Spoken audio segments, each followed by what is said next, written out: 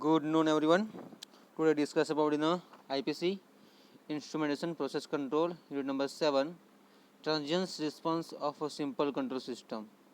એમાં આજનો ટોપિક છે proportional integral control for a load ચેન્જનો છે. એના પ્રીવિયસ લેક્ચરમાં આપણે જોઈ ગયા હતા regular problem this one proportional control for a load change regular problem અને servo problem for a set point માટે this one. Okay, proportional control for a set point change in a servo problem. તો આજનો point છે load change માટે proportional control માટે this one. Okay, 3 કે 4 માર્ક્સમાં શોર્ટઆઉટમાં પૂછી શકાય એવો છે. તો કે સ્ટાર્ટ કરીએ. જે પ્રીવિયસ લેક્ચરમાં જોયું તેના પર ખાસ રિગાર્ડિંગ તમારે ધ્યાન આપવાનું છે, એના બેઝિસ પર છે. Okay, in this cases we replace GC okay in the figure 13.1e જે સ્ટાર્ટિંગના આપણે શરૂઆતમાં જોઈ ગયા હતા ને ફિગર, એના બેઝિસ પર by the what is the kc in a bracket 1 plus 1 by tau 1 multiply s. The overall transfer function for a load change is a therefore જે કયું ઇક્વેશન્સ આવશે જે આપણે પ્રીવિયસ લેક્ચરમાં જોઈ ગયા હતા ને t dash by t dash. તો ફર્સ્ટ ઓફ ઓલ તો ઇક્વેશન્સ કયું છે આયરુઆ ઓફસેટ માટે જે સ્ટાર્ટિંગ જોઈએ ખાસ આપણે એ શું હતું આયરુઆ ધીસ વન.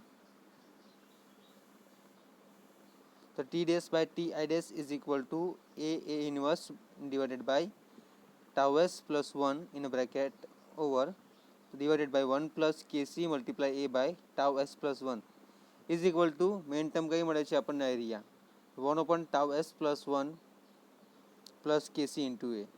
ઓકે, એના બેઝિસ પછી આપણને વેલ્યુ કઈ મળે છે t dash upon t dash I is equal to a2 upon tau 1s plus 1. Okay, તો what is the a2 અને what is the tau 1? તો વેલ્યુ છે આપણી પાસે 1 upon 1 plus kc into a by tau upon 1 plus kc into a. Okay, તેના basis પરથી આપણે આ ઇક્વેશન્સ લીધું છે. જુઓ કે tau T open tau T I dash is equal two A inverse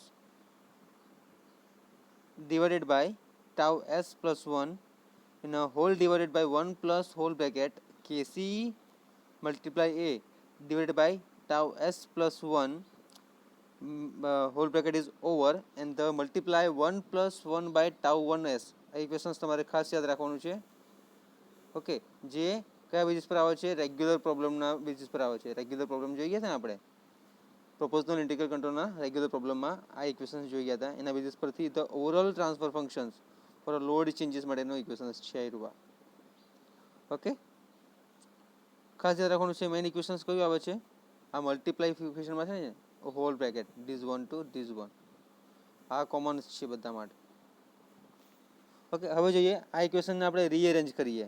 તો રીએરેન્જિંગ કરવાથી ઇક્વેશન્સ કયું મળે છે આપણને તો T upon T dash I is equal to tau 1s open tau s plus 1 multiply tau 1s plus KC multiply A in a bracket tau 1s plus 1 whole bracket is over, then tau t upon t I is equal to tau 1s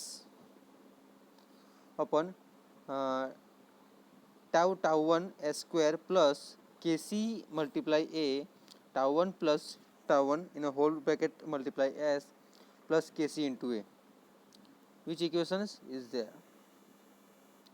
Okay, since the denominator contain a quadratic expression, the transfer function may be the written in the standard form of this transportation of the leg to give the tau dash upon tau I is equal to tau 1 in a divided by kc into a multiply s, and the second term for a divided tau 1 divided by kc into a whole s square plus tau 1 in a whole bracket 1 plus 1 by kc into a whole bracket s plus 1. Okay, તો આના basis પરથી બીજી questions કઈ મળી છે આપણને આયરુઆ. Okay, number 1 અને number 2 ખાસ ધ્યાન આપજો તમારે.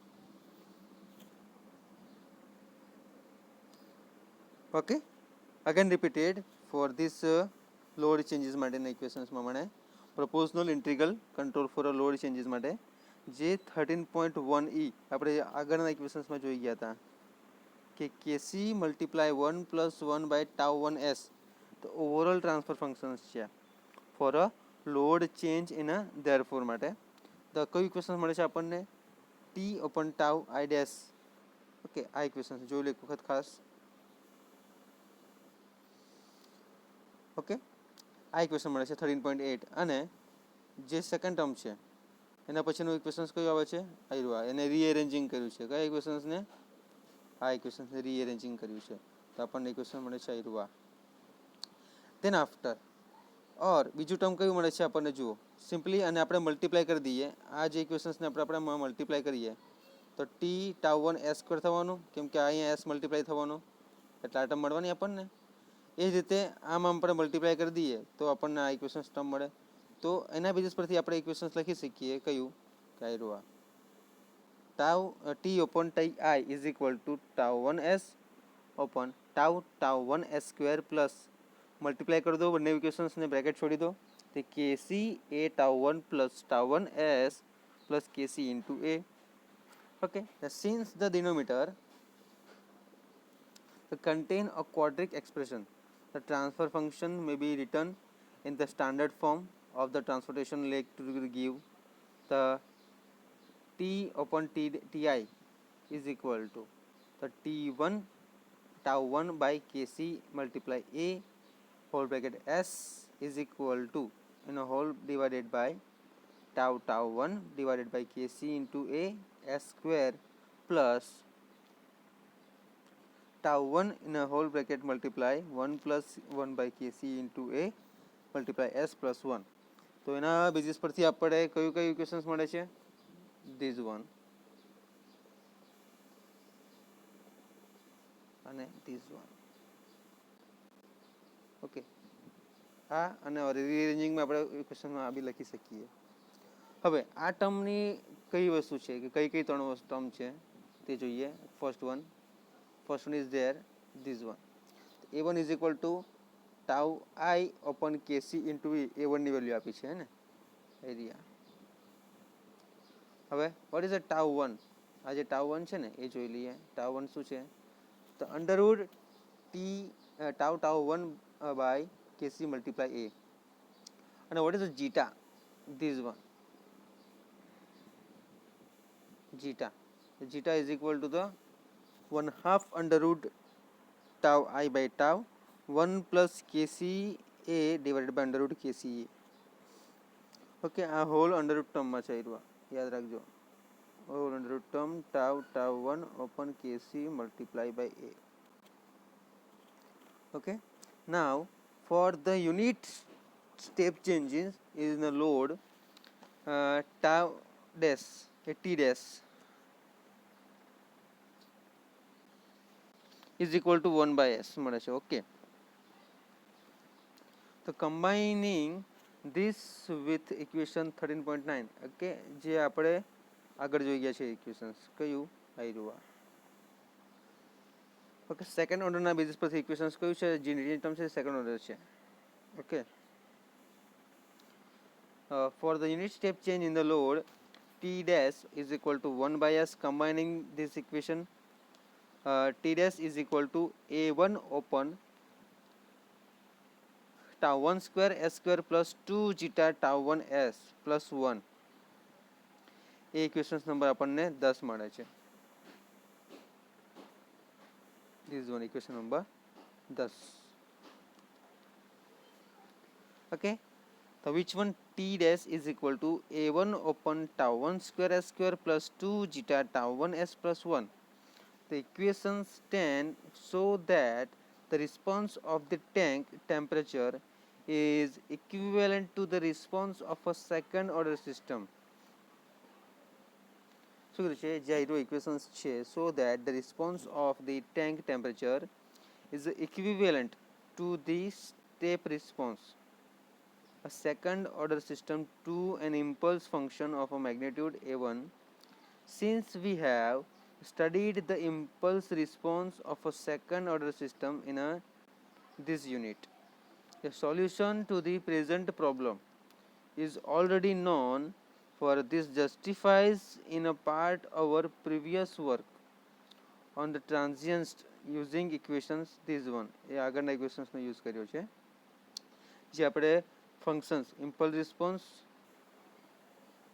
this one transient response for a zeta less than 1 માટેનો યુઝ કર્યું હતું. તે ઇક્વેશન્સ કયું આવે છે? આયરુવા. કન્ડિશન્સ કઈ છે? zeta less than 1 માટે. The tau dash is equal to a1 in a bracket 1 upon tau 1 1 upon under root 1 minus zeta square the e raised to minus zeta tau t by tau 1 the sine under root 1 minus zeta square t by tau 1. Okay, જે linear close સિસ્ટમમાં છે તે આપણે આ પ્રમાણેનું equations કરીએ છીએ. આખો હોલ ટર્મ ઇક્વેશન્સ કયું છે આપણી પાસે? આયરુવા. Proportional integral control for a load change માટેનું છે, બરાબર. જેને આપણે 3 ટર્મ જોઈ એ ઇક્વેશન્સને બ્રેકેટમાંથી અલગ કર્યા, રીએરેન્જિંગ કર્યા પછી ઇક્વેશન્સ કઈ રીતે લખાય છે તે જોયું આપણે. પછી એને બ્રેકેટને છોડ્યા પછી ઇક્વેશન્સ કઈ રીતે આવે તે જોયું. પછી ટ્રાન્સપોઝિશન લેગ કઈ રીતે લખાય છે તે જોયું. ઓર ઇક્વેશન્સની ટર્મ કઈ આવે છે, પછી a1ની ટર્મ કઈ છે, tau 1ની ટર્મ કઈ છે, જીટાની ટર્મ કઈ છે તે જોઈ, બરાબર. પછી જે સ્ટેપ ચેન્જીસ છે એના લોડ બેઝ માટે તો t dash is equal to 1 by s combining this equations માટે જોયું. તો t dash is equal to a1 upon tau 1 square s square plus 2 zeta tau 1 s plus 1. Okay, hold the term equations this one for a state so that the response of the tank, the temperature is equivalent to the response of a second order system to an impulse function of magnitude a1. And since we have studied the impulse response of a second order system in a unit number 8 જે આપણે already જોઈ ગયા છે.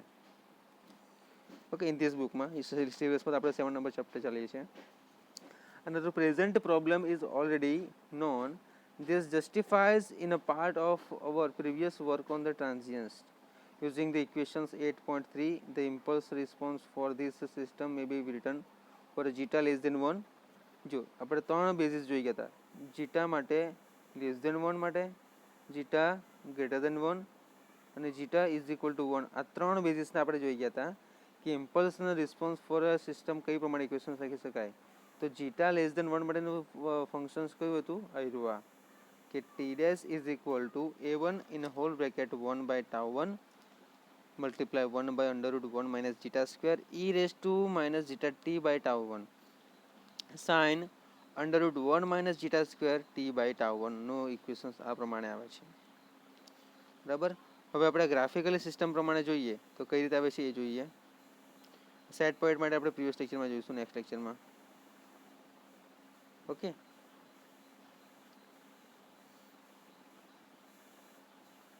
જુઓ આમાં હવે linear loop system છે, એમાં unit step response for a load change કોના માટે આપ્યું છે? પીઆઈ કંટ્રોલ માટે. અને unit step response for load changes on a proportional integral control, બરાબર. હવે જો એને અલગ અલગ કે ની વેલ્યુ આપી છે, કે ની વેલ્યુ. હવે ગ્રાફ કોના વર્સિસ છે? ટાઉ ટી ડેશ આપ્યું છે ને, ઇચ વન પર વેલ્યુઝ કઈ કઈ આપી છે ને ગ્રાફિકલી બેસિસ પ્રમાણે. તો ટાઉની વેલ્યુ 1 છે, એની વેલ્યુ 1 છે અને ટાઉ આઈની વેલ્યુ 0.25 છે.